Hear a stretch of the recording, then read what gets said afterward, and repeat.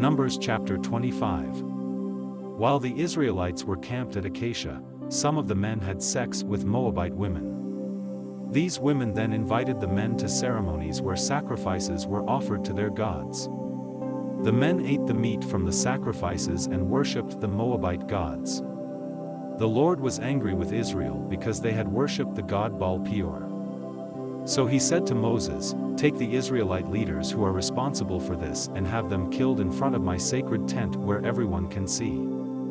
Maybe then I will stop being angry with the Israelites." Moses told Israel's officials, "Each of you must put to death any of your men who worshipped Baal."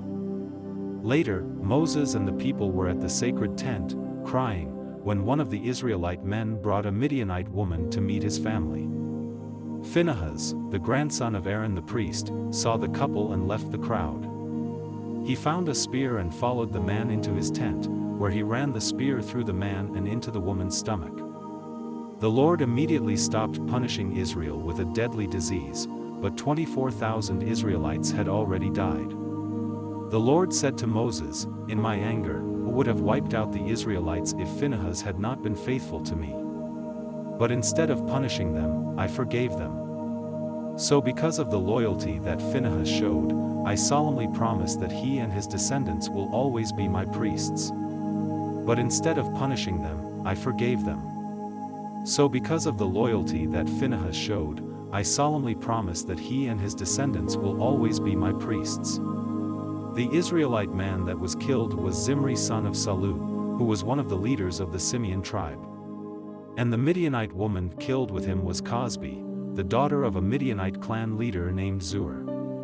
The Lord told Moses, "The Midianites are now enemies of Israel, so attack and defeat them." They tricked the people of Israel into worshipping their god at Peor, and they are responsible for the death of Cosbi, the daughter of one of their own leaders. The Midianites are now enemies of Israel, so attack and defeat them. They tricked the people of Israel into worshipping their god at Peor, and they are responsible for the death of Cosbi, the daughter of one of their own leaders.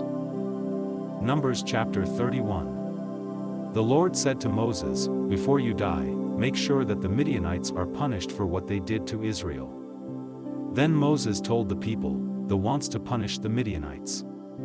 So tell our men to prepare for battle. Each tribe will send 1,000 men to fight."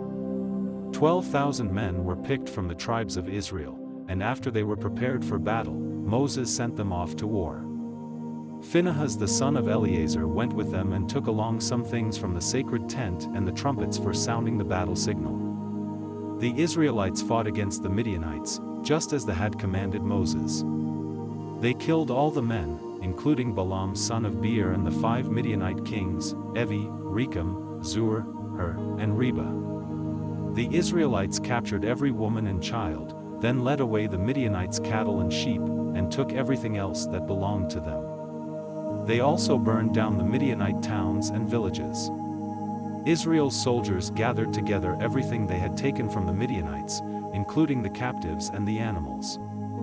Then they returned to their own camp in the hills of Moab across the Jordan River from Jericho, where Moses, Eleazar, and the other Israelite leaders met the troops outside camp. Moses became angry with the army commanders and said, "I can't believe you let the women live. They are the ones who followed Balaam's advice and invited our people to worship the god Baal Peor. That's why they punished us by killing so many of our people. You must put to death every boy and all the women who have ever had sex. But do not kill the young women who have never had sex. You may keep them for yourselves." Then Moses said to the soldiers, "If you killed anyone or touched a dead body, you are unclean and have to stay outside the camp for 7 days. On the 3rd and 7th days, you must go through a ceremony to make yourselves and your captives clean. Then wash your clothes and anything made from animal skin, goat's hair, or wood." Eleazar then explained, "If you need to purify something that won't burn, such as gold, silver, bronze, iron, tin, or lead, you must first place it in a hot fire. After you take it out, sprinkle it with the water that purifies. Everything else should only be sprinkled with the water. Do all of this, just as the commanded Moses." Wash your clothes on the seventh day, and after that, you will be clean and may return to the camp, told Moses. Make a list of everything taken from the Midianites, including the captives and the animals. Then divide them between the soldiers and the rest of the people. Eleazar the priest and the family leaders will help you. From the half that belongs to the soldiers, set aside for the one out of every 500 people or animals and give these to Eleazar. From the half that belongs to the people, set aside one out of every 50 and give these to the Levites in charge of the sacred tent. Moses and Eleazar followed the instructions and listed everything that had been taken from the Midianites. The list included 675,000 sheep and goats, 72,000 cattle, 61,000 donkeys, and 32,000 young women who had never had sex.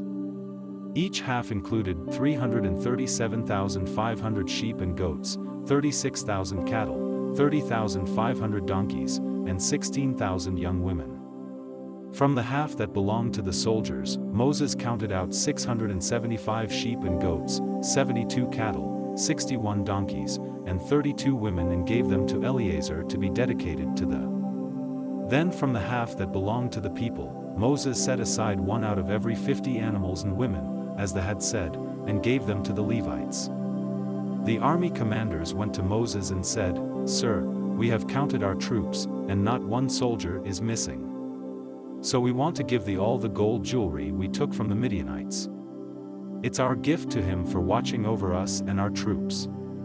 Moses and Eleazar accepted the jewelry from the commanders, and its total weight was over 200 kilograms. This did not include the things that the soldiers had kept for themselves. So Moses and Eleazar placed the gold in the sacred tent to remind Israel of what had happened. Numbers chapter 33 verses 50 to 56. While Israel was camped in the lowlands of Moab across the Jordan River from Jericho, the Lord told Moses to give the people of Israel this message: when you cross the Jordan River and enter Canaan, you must force out the people living there. Destroy their idols and tear down their altars. Then settle in the land. I have given it to you as your own. I will show you how to divide the land among the tribes, according to the number of clans in each one, so that the larger tribes will have more land than the smaller ones. If you don't force out all the people there, they will be like splinters in your eyes and thorns in your back. They will always be trouble for you, and I will treat you as severely as I planned on treating them.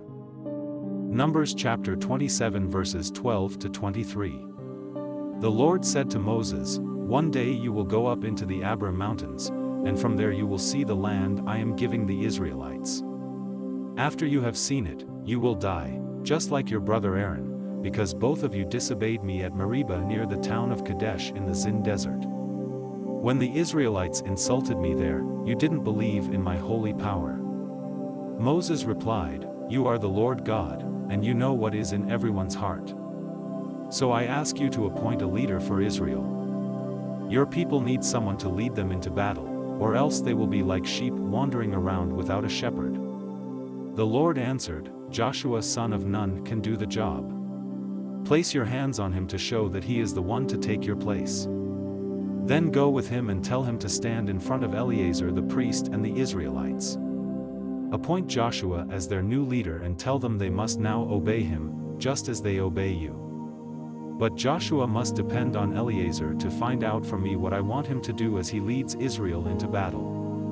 Moses followed the Lord's instructions and took Joshua to Eleazar and the people.